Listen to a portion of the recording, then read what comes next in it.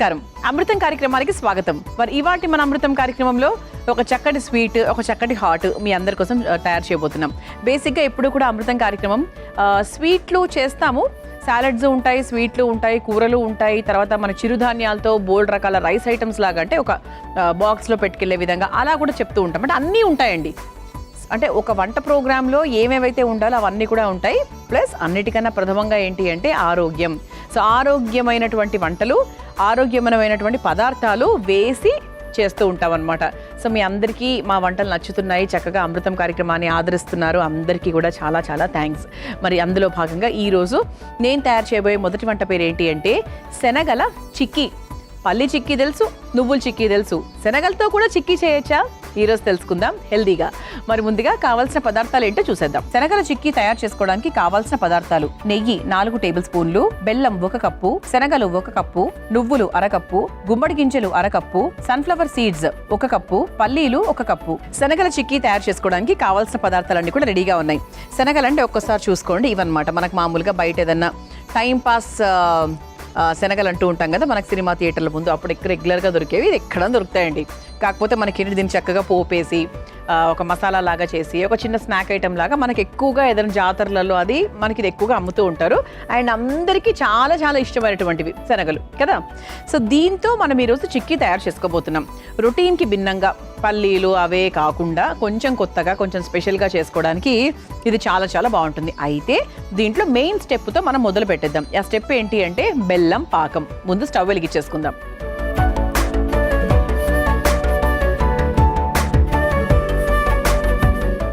ముందు కాస్త నెయ్యి వేసుకొని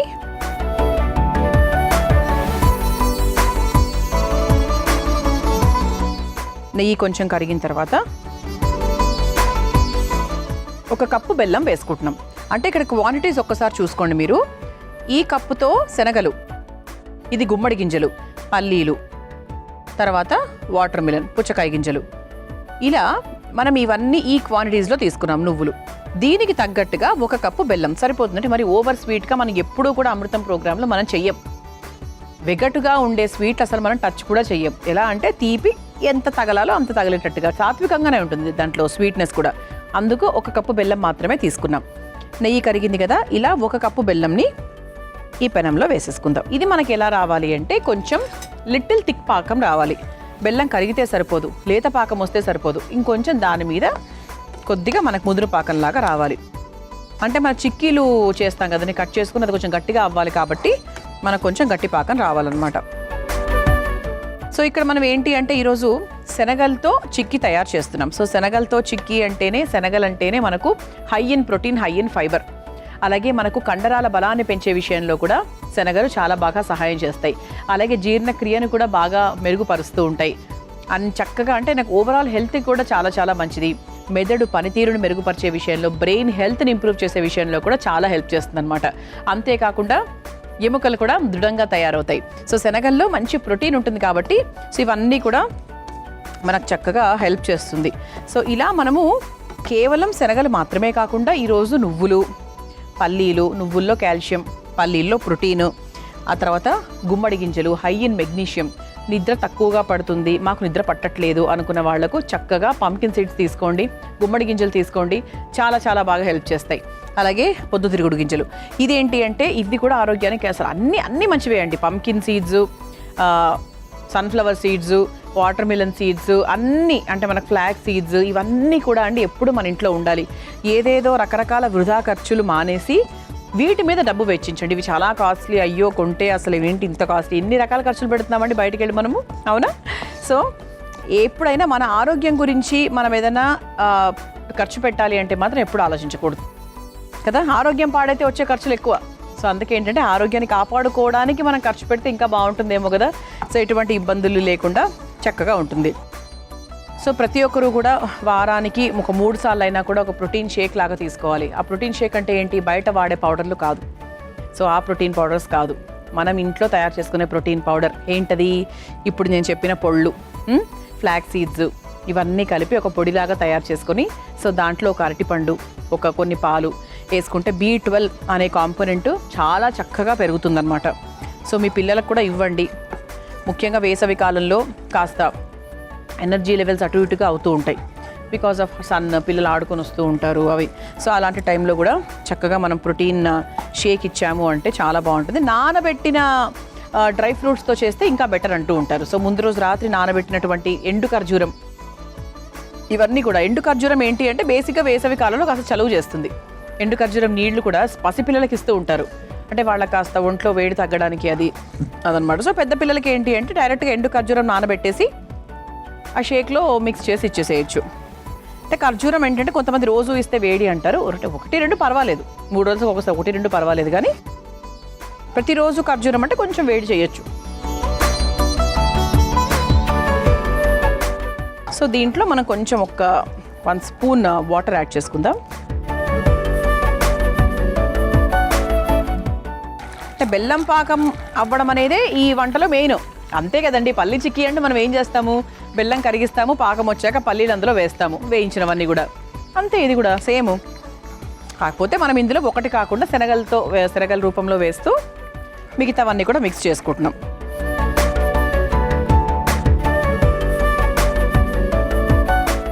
సో మనం చూసుకోవచ్చు అండి, అంటే పాకం మామూలుగా కొంచెం రావాలి.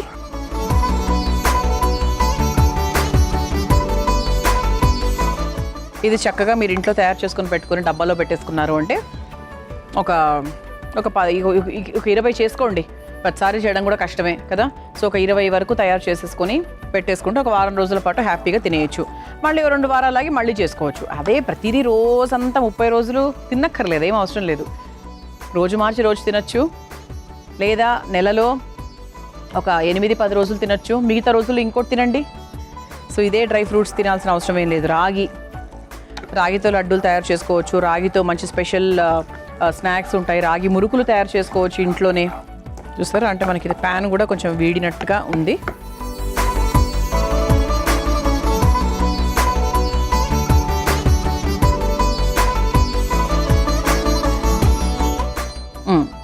ఓకే, సో ఇప్పుడు కొంచెం ఇలా ముదురు పాకంలాగా వచ్చింది. మనకు టచ్ చేస్తే అర్థమైపోతుంది, కొంచెం గట్టిగా అంటుకోవాలన్నమాట ఇలా. అప్పుడు మనకు అర్థమైపోతుంది అనమాట ఇది పాకం రెడీ అయిందని. సో పాకం మనకు ఆల్మోస్ట్ తయారైపోయింది. ఇది ఇప్పుడు కొంచెం సిమ్లో పెట్టేసుకుని ఇందులో ఇక మెల్లిగా కావాల్సినవన్నీ కూడా వేసుకోవచ్చు. సో ఫస్ట్ మనం ఏం వేసుకుంటున్నాము, శనగలు వేసేసుకుందాం. ఓకే,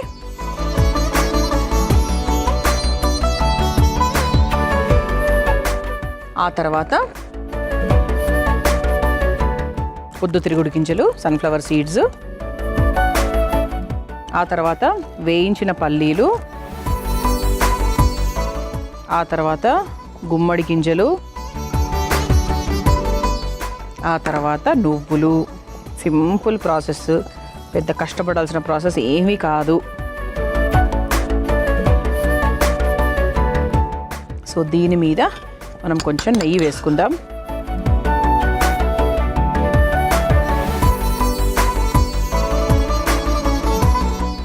సో దీన్ని మనం ఒకసారి చక్కగా ఇలా మిక్స్ చేసేసుకుందాం. సో ఇలా అన్నీ మనం వేసేసుకొని చక్కగా మిక్స్ చేసేసుకోవాలి. ఇప్పుడు మనం ఏం చేద్దామంటే ఈ స్టవ్ ఆఫ్ చేసేసుకోవచ్చండి, ఇంకా దీంట్లో పెద్ద ప్రాసెస్ అంటూ ఏమీ లేదు. ఇప్పుడు మనం ఇలా ఒక ప్లేట్ తీసుకుందాం, ఒక వైట్ ప్లేట్ తీసుకొని దాంట్లో కాస్త నెయ్యి వేసుకొని ప్లేట్నంతా కూడా కాస్త గ్రీజింగ్ చేసుకుందాం. ఖచ్చితంగా చేయాలండి ఇది, ఎందుకంటే మనము చిక్కీ, మీ అందరికీ తెలిసిందే, చిక్కీ వేసిన తర్వాత అది పైకి రావాలన్నా ప్లేట్కి అంటుకోకుండా ఉండాలన్నా 100% మనం గ్రీజింగ్ చేసుకోవాల్సిందే. సో ఇప్పుడు దీన్ని ఇలా చక్కగా స్ప్రెడ్ చేసేసుకుందాం. ఓకే, ఇలా కొంచెం ఫ్లాట్గా చేసుకుంటే బాగుంటుంది. ఇది చల్లారాలండి ఏదైనా కూడా. ఇది కొంచెం చల్లారిన తర్వాత మనం నీట్గా ఇలా లైన్స్గా మన కేక్స్ లాగా మనకు కావాల్సిన షేప్లో మనం కట్ చేసుకోవచ్చు. అమృతంలో మీ అందరి కోసం ఒక చక్కటి చిట్కా. మనము థర్మోస్ ఫ్లాస్క్లో టీని ఎక్కువగా ట్రావెల్ కోసం తీసుకెళ్తూ ఉంటాం. అలా తరచూ రోజు తీసుకెళ్తూ ఉంటాము. అలా కొన్ని రోజులు బాగా వాడిన తర్వాత లోపల భాగము ఎంత కడిగినా కూడా అలా కొంచెం మరకలుగా ఎర్రగా ఉండిపోతూ ఉంటుంది. అయితే ఖచ్చితంగా వారానికి ఒకసారైనా కూడా వెనిగర్ వేసి నీట్గా థర్మోస్ ఫ్లాస్క్ని శుభ్రం చేయండి. అప్పుడు రంగు కూడా వెళ్ళిపోతుంది, అలాగే మనకు టీ తాలూకు వాసన లేకుండా ఫ్లాస్క్ చాలా ఫ్రెష్గా ఉంటుందన్నమాట. ఈ చిట్కా ఎప్పుడెప్పుడైతే అవసరమో తప్పకుండా ట్రై చేయండి. శనగలు, గుమ్మడి గింజలు, నువ్వులు, పల్లీలు, పొద్దుతిరుగుడు గింజలు ఇవన్నీ వేసి చక్కగా బెల్లం పాకంలో వేసి ఈ ప్లేట్లో వేసాం. సో ఒక్కసారి ఇది కరెక్ట్గా వస్తుందో లేదో ఒక్కసారి చెక్ చేద్దాం. ఓకే, వస్తుంది.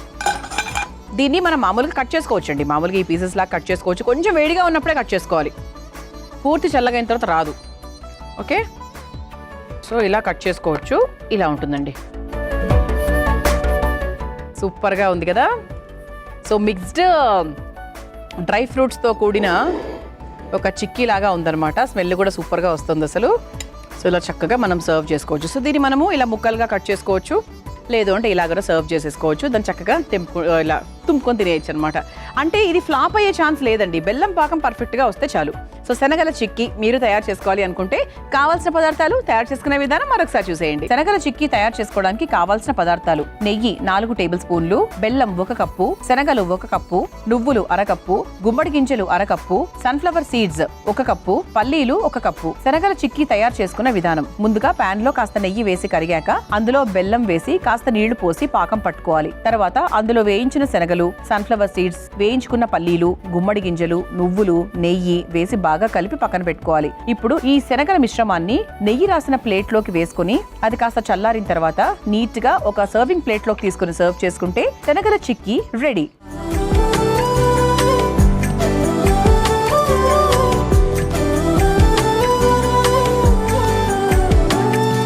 శనగల చిక్కీ ఎలా తయారు చేసుకోవాలో చూసారు కదా. అంతే, చాలా చాలా సింపుల్. సో ఇప్పుడు దీన్ని నేను చేత్తో బ్రేక్ చేస్తా. ఇలా మనం మామూలుగా ఇలా బ్రేక్ చేసుకోవచ్చు సగానికి. చాలా సింపుల్గా వచ్చేస్తుందండి, ఇబ్బంది ఏం లేదు.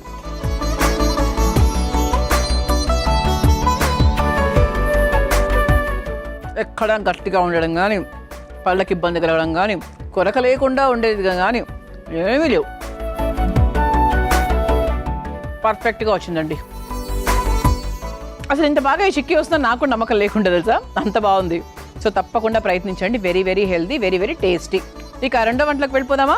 నేను తయారు చేయబోయే రెండో వంట పేరు కొర్ర పనీర్ దోస చట్నీ. పేరు కొత్తగా ఉందా? వంట మాత్రం చాలా చాలా బాగుంటుంది.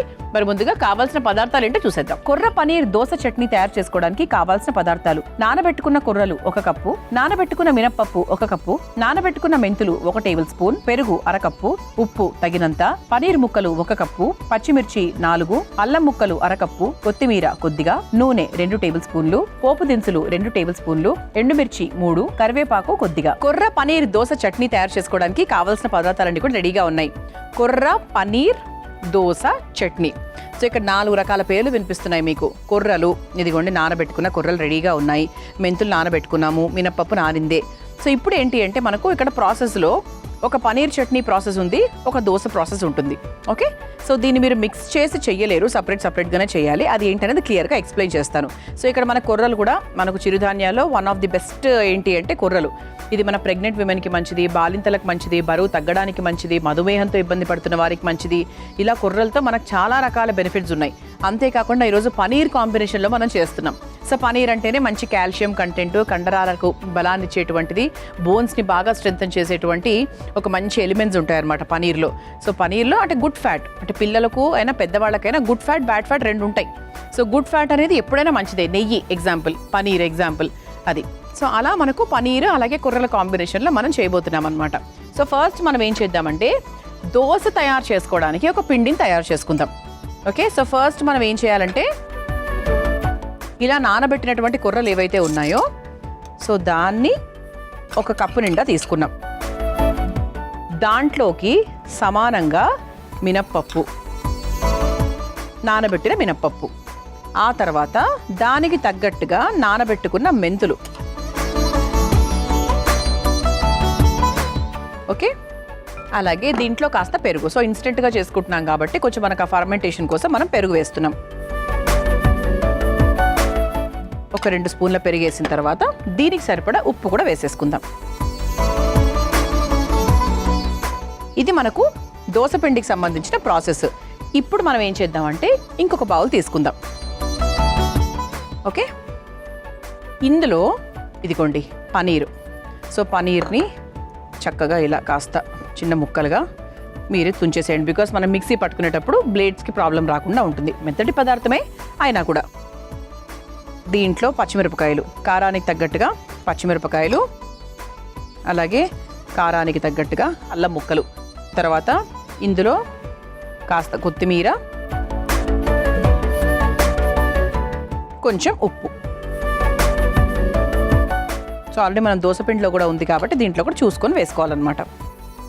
ఇలా ఒకవైపు ఏమో మనము దోసపిండి తయారు చేసుకోవడానికి ఇది రెడీ చేసుకున్నాము, మరోవైపు ఏమో పన్నీర్ చట్నీ కోసం ఇది రెడీగా ఉంది. సో ఇప్పుడు ఈ రెండింటినీ కూడా మనం వేరువేరుగా రుబ్బుకొని తీసుకురావాలి. ఓకే, సో అప్పుడు మనకు దోశ దీంతో వేసుకోవచ్చు, పన్నీర్ చట్నీ ఇలా రెడీ అయింది. సో దీన్ని ఎలా వాడుతున్నామో అనేది క్లియర్గా చెప్తాను. సో ముందుగా ఈ రెండింటిని విడివిడిగా రుబ్బుకొని తీసుకొచ్చేస్తాను. ఆ తర్వాత అసలు ప్రాసెస్ ఏంటనేది క్లియర్గా ఎక్స్ప్లెయిన్ చేస్తాను. ఇదిగోండి, మీకు క్లియర్గా ఎక్స్ప్లెయిన్ చేస్తాను ఇక్కడ. సో ఇటేమో మనకి చక్కగా దోసపిండి రెడీ అయింది. ఓకే, సో అన్ని చక్కగా పెరుగు, మినప్పప్పు, కొర్రలు ఇవన్నీ వేసుకున్నాం కదా. సో ఉప్పు కూడా మిక్స్ చేసేసుకున్నాం, అయిపోయింది. సో ఇటువైపు చూస్తే కనుక మనకు చక్కగా పనీర్ మిశ్రమం రెడీ అయిపోయింది. ఇప్పుడు మనం ఏం చేయాలి అంటే రెండింటిని పక్కన పెట్టేసుకొని స్టవ్ వెలిగించేసుకుందాం.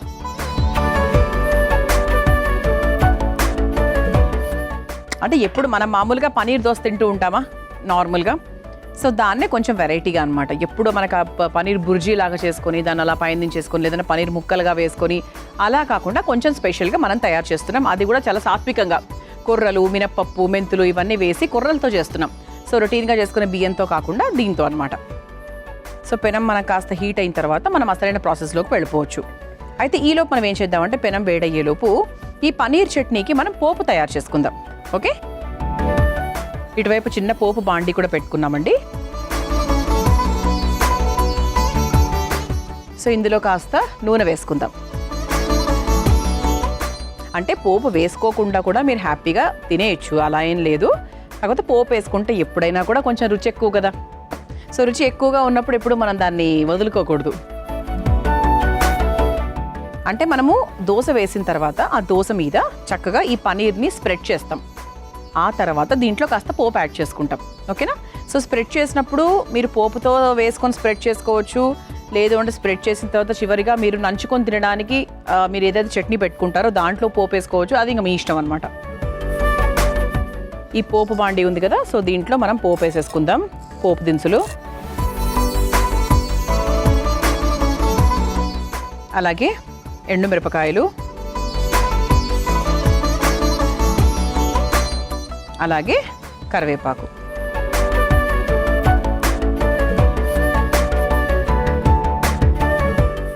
జస్ట్ మనకు పోపు రెడీగా ఉంది అంటే జస్ట్ మనం దోశ వేసేసుకొని చివరిగా అలా పోపును వేసేసుకోవచ్చు.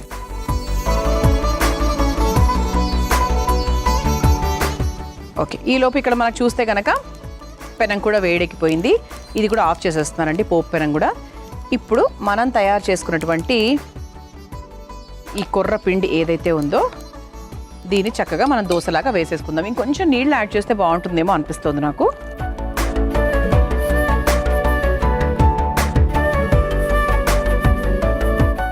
ఓకే, సో దీన్ని మనం చక్కగా వేసేసుకోవచ్చు.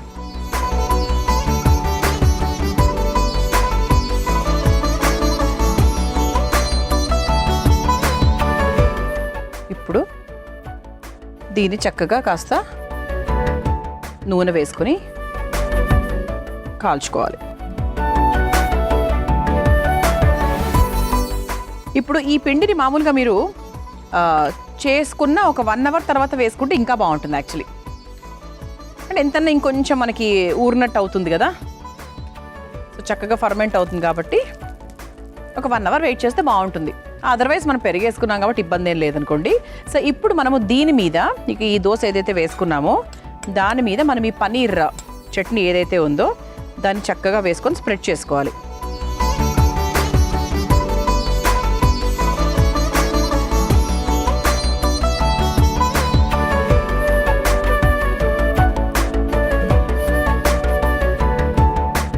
ఇది మనకు కొంచెం ఇలా చక్కగా దోశ లేచి వచ్చినప్పుడు అటువైపు తిప్పుకోవడమే. ఓకే, ఇది ఒక్క 1 minute టైం పడుతుందండి. అమృతంలో మీ అందరి కోసం మరో చక్కటి చిట్కా. సాధారణంగా ఇంట్లో మనం వెల్లుల్లితో వంటలు తయారు చేసేటప్పుడు వెల్లుల్లి ఒలచడం అనేది చాలా పెద్ద సమస్యగా అయిపోతూ ఉంటుంది. అలాంటప్పుడు ఏం చేయాలి అంటే, మీరు వెల్లుల్లి వాడుతున్నారు అన్న గంటకి ముందు వెల్లుల్లిని చల్లటి నీటిలో 1 గంట పాటు నానబెట్టుకోవాలి. అప్పుడు చాలా ఫాస్ట్గా సెకండ్స్లో పొట్టొచ్చేస్తుంది. ఈజీగా వెల్లుల్లిని వాడేసుకోవచ్చు. ఈ చిట్కా ప్రతిరోజు అందరికీ అవసరమే కాబట్టి ట్రై చేయండి. పనీర్ స్మెల్ అయితే బ్రహ్మాండంగా వస్తుందండి. సో ఇది మనం చక్కగా ఇలా హాఫ్ ఫోల్డ్ చేసుకుని దీన్ని ఇలా తీసుకుని ఒక సర్వింగ్ ప్లేట్లోకి తీసుకుందాం. ఓకే, అండ్ ఇప్పుడు మనం అసలు పోపు ఎందుకు వేసుకున్నాము అనే డౌట్ మీకు రావచ్చు, చెప్తాను. సో ఫస్ట్ చక్కగా ఇలా మధ్యలో ఒక చిన్న పాత్ర పెట్టుకుని అందులోకి మనం ఈ పనీర్ పేస్ట్ ఏదైతే ఉందో అది వేసుకుందాం. దానిపైన నుంచి మనం ముందుగా తయారు చేసుకొని పెట్టుకున్నటువంటి పోపు ఏదైతే ఉందో అది వేసేసుకుందాం.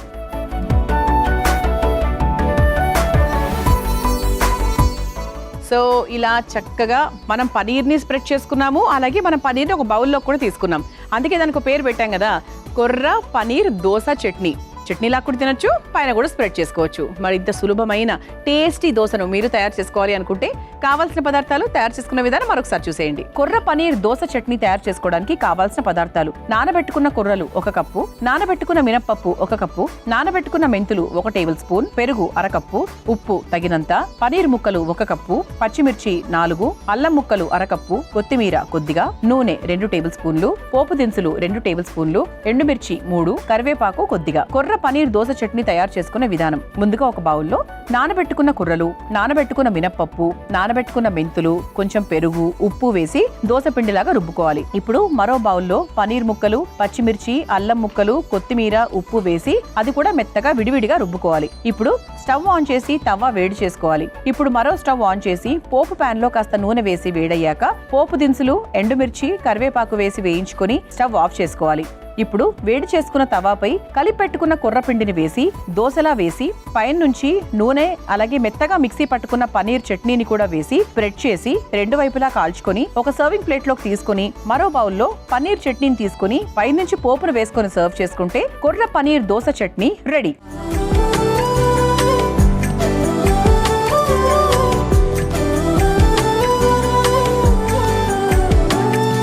చూసారు కదా, కొర్ర పనీర్ దోశ చట్నీ ఎంత సులభంగా తయారు చేసుకోవచ్చో. రుచి చూసి ఎలా ఉందో చెప్తాను. సో లోపల కూడా మనకు పనీర్ ఉంది చక్కగా. అండ్ ఇలా నంచుకొని తిందాం, ఎలా ఉందో చెప్తా.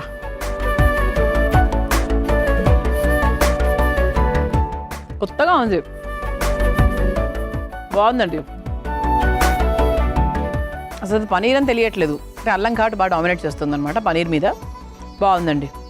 అసలు దోశ ఇన్స్టెంట్గా చేసామా అసలు ఏమైనా తెలుస్తుందా? అంత కరకరలాడుతూ వచ్చింది. ఇప్పటికిప్పుడు రుబ్బుకున్న దోశ పిండి అసలు తెలియట్లేదు తెలుసా. సో ఈరోజు నేను తయారు చేసిన చిక్కీ అలాగే దోశ చట్నీ చాలా చాలా బాగున్నాయి. తప్పకుండా ట్రై చేయండి. సో చూసారు కదా ఇవాటి మన అమృతం కార్యక్రమం. రేపటి అమృతంలో మరో 2 చక్కటి వంటకాలతో మళ్ళీ కలుసుకుందాం. అంతవరకు సెలవు, నమస్కారం. ఈ కార్యక్రమాన్ని తిరిగి చూడాలనుకుంటే www.youtube.com/ETV Life Spiritual లో చూడవచ్చు.